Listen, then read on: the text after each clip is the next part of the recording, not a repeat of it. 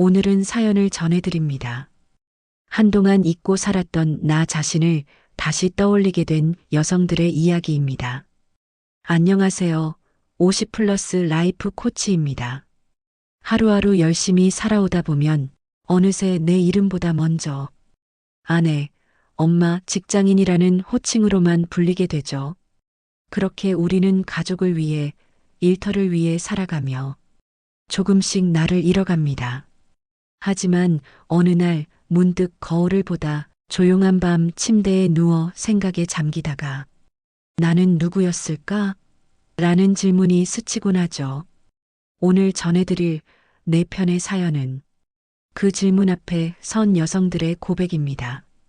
누군가의 엄마이기 전에, 누군가의 아내이기 전에 나였던 그 시절의 이야기입니다. 이 이야기를 듣는 당신의 마음에도 작지만 따뜻한 울림이 전해지기를 바랍니다. 1화, 나는 아내이기 전에 한 사람의 여자였습니다. 50대가 되고 나니 거울 속 내 모습이 낯설기만 했어요. 결혼 24년 차, 두 아이의 엄마, 누구보다 성실한 아내. 그렇게 살아온 제 인생은 겉으로 보기에 안정적이고 평범해 보였어요.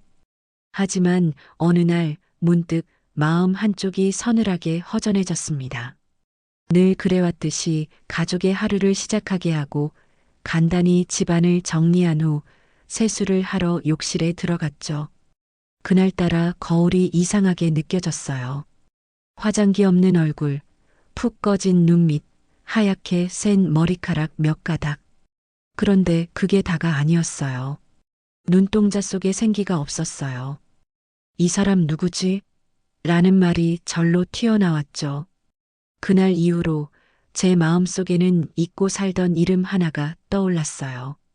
바로 나 자신이요. 그래서 무언가를 해보고 싶었어요. 남편과 아이들을 위한 것이 아니라 정말 오롯이 나를 위한 무언가. 동네 게시판에 붙어있는 종이 전단지가 눈에 들어왔어요. 성인 발레 초급반 수강생 모집. 순간 가슴이 뛰었어요. 어릴 적 TV에서 발레리나를 보며 따라하던 기억이 떠올랐거든요. 하지만 망설였어요. 내 나이에 무슨 발레야, 집안일도 바쁜데. 그럼에도 불구하고 저는 전단지를 조심스럽게 가방에 넣었어요. 다음 날 등록을 했고 수요일 저녁 7시 수업이 제게 생겼어요. 남편에게는 말하지 않았어요. 나를 위한 시간이니까요. 첫 수업 날 거울 앞에서 몸을 푸는 동안 주변의 젊은 사람들 사이에서 위축되었지만 거울에 비친 제 모습이 신기하게 느껴졌어요. 몸은 뻣뻣하고 동작도 따라가기 벅찼지만 땀을 흘리며 뭔가에 집중하는 그 시간이 너무 좋았어요. 그날 밤 오랜만에 기분 좋은 피로감에 잠이 들면서 이런 생각을 했어요. 나는 엄마이기 전에, 아내이기 전에 한 사람의 여자였지. 그걸 깨닫는데 24년이 걸렸습니다. 그리고 그날 이후 제 수요일 밤은 다시 살아가는 법을 배우는 시간이 되었습니다. 2화, 우리 엄마는 나를 몰랐고 나도 엄마를 몰랐어요. 엄마는 나를 사랑하지 않는 줄 알았어요. 어릴 적부터 엄마는 무뚝뚝하고 말수가 적은 사람이었어요. 친구들은 생일에 엄마가 케이크를 사오고 편지도 써준다는데 우리 집엔 그런 일이 없었죠. 학예회 날 다른 엄마들은 꽃을 들고 교문 앞에서 기다렸지만 저는 늘 혼자 집에 걸어갔어요. 그런 엄마가 늘 서운하고 미웠어요. 시험을 잘 봐도 그림 대회에서 상을 받아도 엄마는 그저 고개만 끄덕이거나 그래. 다음엔 더 잘해라는 말뿐이었죠. 마음속 깊이 엄마에게 인정받고 싶었는데 늘 외면당한 기분이었어요. 그래서 저는 점점 엄마와 말을 줄였고 대학에 가고 결혼을 하고 나서는 명절 외엔 연락도 뜸해졌어요. 엄마와는 그렇게 멀어졌다고 생각했어요.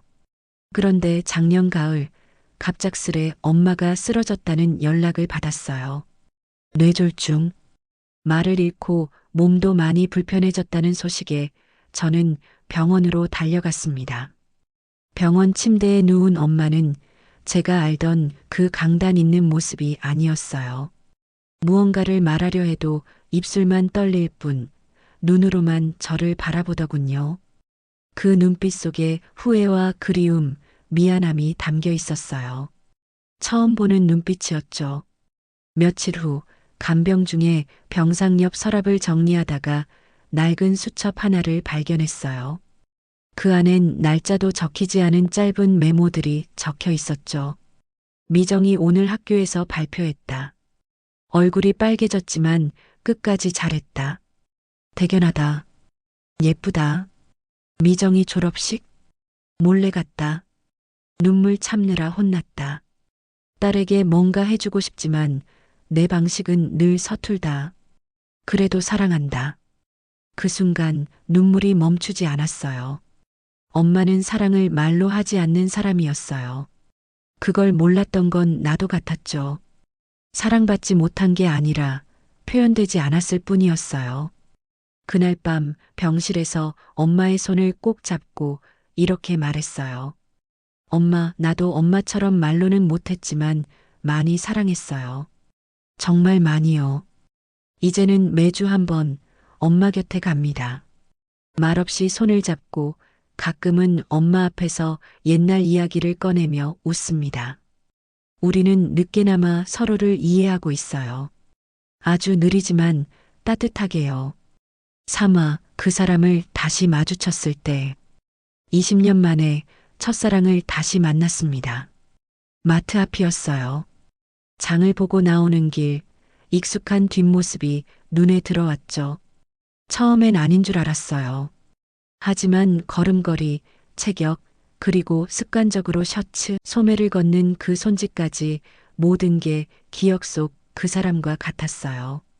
무심히 눈을 마주쳤고 순간 서로가 멈췄죠. 혹시 은정이? 오랜만이다. 짧은 인사였지만 심장이 요동쳤어요.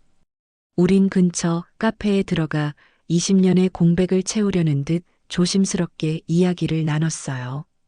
그 사람은 이제 두 아이의 아버지이자 소기업을 운영하는 사장이 되어 있었고 저는 남편과 함께 조용한 삶을 살고 있었죠. 그렇게 30분쯤 이야기를 나누고 자연스레 일어섰어요. 돌아오는 길 이상하게 마음이 복잡했어요. 설렘이라기보다는 묘한 울림이 남았어요.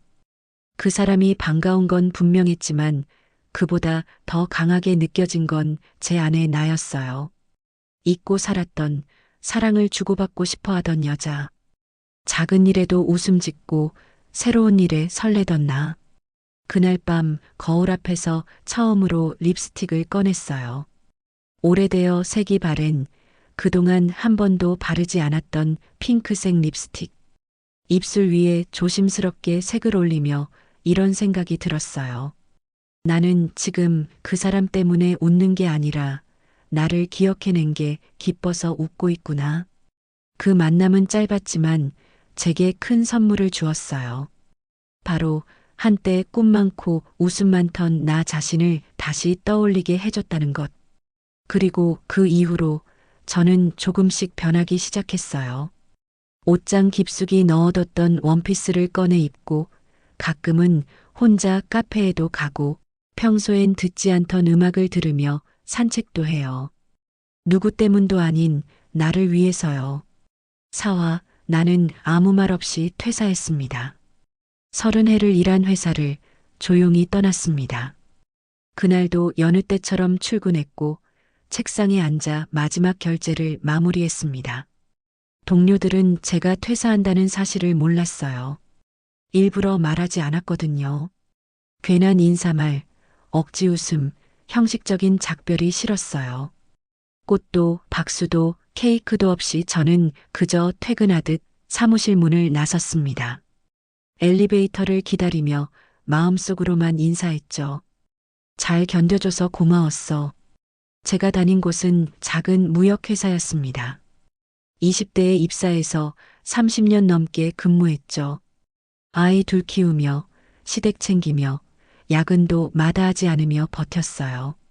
누군가는 절 성실한 직원이라 불렀고, 누구는 일만 아는 사람이라 했어요. 맞아요. 저는 늘 누군가의 기대를 채우기 위해 살았던 사람이었어요. 하지만 30년이 흐른 지금 그 기대가 제 인생을 다 설명해 주진 않더군요. 문득 이런 생각이 들었어요. 지금 아니면 나를 위한 선택을 다시는 못할 수도 있겠다. 그렇게 조용히 말없이 퇴사했습니다. 회사에서 나와 가장 먼저 간 곳은 분식집이었어요. 젊은 날 점심값이 모자랄 때 자주 가던 그곳. 떡볶이 한 접시를 앞에 두고 오랜만에 스스로를 위해 속삭였죠. 수고했어. 정말 수고했어. 그리고 다음 날부터 저의 아침이 달라졌어요. 자명종 소리에 쫓기지 않고 일어나 햇살 좋은 시간에 천천히 산책을 나섭니다. 벤치에 앉아 따뜻한 커피를 마시고 지나가는 사람들을 바라보며 하루를 씁니다. 처음엔 이 시간이 낯설었어요. 아무도 필요로 하지 않는 시간이 불안했거든요. 하지만 점점 알게 되었죠. 이 조용한 순간들이 바로 나를 회복시키고 있다는 걸. 지금은 작은 그림을 그리고 동네 도서관에서 시를 읽고 주말마다 도예 수업을 들어요. 예전 같으면 상상도 못할 일이었지만 지금은 이런 사소한 일상이 제 삶을 단단하게 만들어주고 있어요. 이제야 느껴요. 이 시간이야말로 진짜 내 인생의 시작이었구나. 퇴사라는 두 글자 뒤에 따라오는 허무함 대신 저는 가능성이라는 단어를 붙이고 싶어요. 내가 누구인지, 어떤 삶을 원하는지, 그 답을 찾아가는 지금이 인생에서 가장 용기 있는 순간이라 믿고 있습니다.